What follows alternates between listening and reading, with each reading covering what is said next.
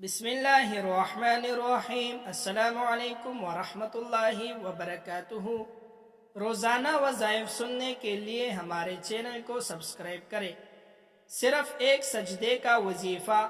اس عمل کے بعد اللہ تبارک و تعالی عرش سے فرشتوں کو بھیج دیتا ہے جو آپ کی ہر قسم کی پریشانی اور مصیبتوں کو دور کر دیتا ہے۔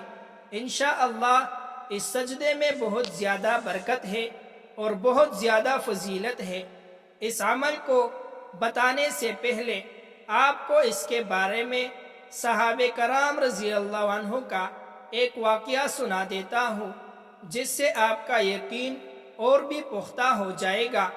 یہ وظیفہ صحابہ کرام نے اپنایا تھا۔ یہ اللہ تعالیٰ کو پکارنے کا انتہائی مجرب عمل ہے۔ اللہ تعالیٰ عرش سے اس کلمات کے پڑھنے کی برکت سے فرشتوں کو بھیج دیتا ہے، اور فرشتوں کو اللہ تبارک و تعالیٰ فرما دیتا ہے کہ جاؤ میرے بندے کی مشکلات کو دور کرو۔ اس کے بارے میں ایک صحابی کرام رضی اللہ عنہ کا واقعہ بتاتا ہوں۔ حضرت عمر رضی اللہ عنہ کے زمانے میں چند صحابہ کسی جگہ پر جا رہے تھے کہ راستے میں ایک ڈاکو آ گیا اور سارا سامان لوٹ لیا، اور لوٹنے کے بعد قتل کرنے لگا۔ ان صحابہ کرام نے فرمایا کہ ایسا مت کرو، ہمیں قتل نہ کرو، تم نے ہمارا سارا سامان لیا، ہماری جان بخش دو۔ تو وہ ڈاکو کہنے لگا، اگر میں نے تمہیں زندہ چھوڑ دیا تو تم جا کر عمر رضی اللہ عنہ سے میری شکایت کرو گے، اور عمر مجھے ڈھونڈوا کر سزا دے گا، اس لیے تجھے قتل کر دوں گا۔ وہ صحابہ کرام کہنے لگے، لیکن ہمیں 2 رکعت نفل نماز پڑھنے دو۔ وہ ڈاکو نادان تھا، اس نے کہا پڑھ لو۔ جب اس نے یہ کہا تو صحابی نے نماز پڑھنا شروع کر دی۔ جب نماز پڑھی اور دعا کرنے لگے، اے اللہ میں اس مصیبت میں منتقل ہو گیا ہوں، مجھے اس سے نجات دلا دے، یا ارحم الراحمین کہا تو وہ ڈاکو تلوار چلانے لگا تو اوپر سے آواز آئی عرش سے، مت قتل کرو۔ پھر وار کرنے لگا تو اس صحابی نے کہا یا ارحم الراحمین، تو پھر عرش سے آواز آئی کہ اسے قتل مت کرو۔ جب وہ تیسری دفعہ تلوار اٹھانے لگا تو ان صحابہ کرام نے فرمایا یا ارحم الراحمین، تو ایک گھوڑا سوار آیا، اس ڈاکو کی سر گردن سے الگ کر کر چلا گیا۔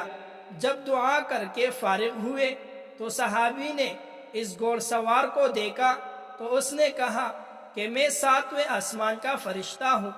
جب تم نے پہلی مرتبہ کہا یا ارحم الراحمین تو پہلی مرتبہ اللہ تعالیٰ کا عرش جوش میں آ گیا، تو اللہ نے فرمایا کون اس کی مدد کو جائے گا؟